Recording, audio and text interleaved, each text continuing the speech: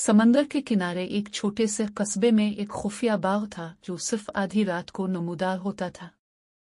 कहा जाता था कि ये पुरस्कार बाग सितारों की रोशनी में सिर्फ 1 घंटे के लिए खिलता है और फिर सुबह होने से पहले गायब हो जाता है। कोई नहीं जानता था कि यह बाग कहाँ है या क्यों आता है, लेकिन जिन लोगों ने इसे देखा था वो इसके चांदी, जामनी और नीले रंग के रोशनी से चमकते फूलों का जिक्र करते थे। एक गर्म रात एक नौजवान लड़की लैला ने आधी रात के बाग को ढूंढने का फैसला किया।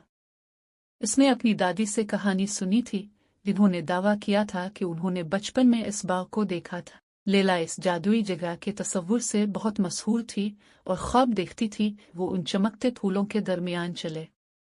सिर्फ एक छोटा सा लालटेन लेकर लैला रात की खामोशी में चल पड़ी। वो खेतों के दरमियान और सरगोशी करते दरख्तों के पास से गुजरी, रात की आवाजें सुनती और बाग की किसी अलामत को देखती। जैसे ही घड़ी ने 12 बजाए, लैला ने दूर से एक मध्यम सी रोशनी देखी। वो जल्दी से इसकी तरफ बढ़ी, इसका दिल जोश से धड़क रहा था। वहां मुकम्मल चांद के नीचे उसने देखा निस्फ शब का बाग।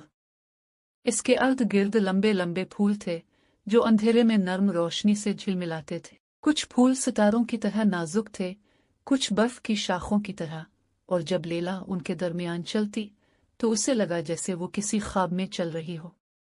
हवा में एक मीठी, सुकून बख्श खुशबू थी और लैला के दिल में एक ऐसी नरमी महसूस हुई जो उसने पहले कभी नहीं महसूस की थी।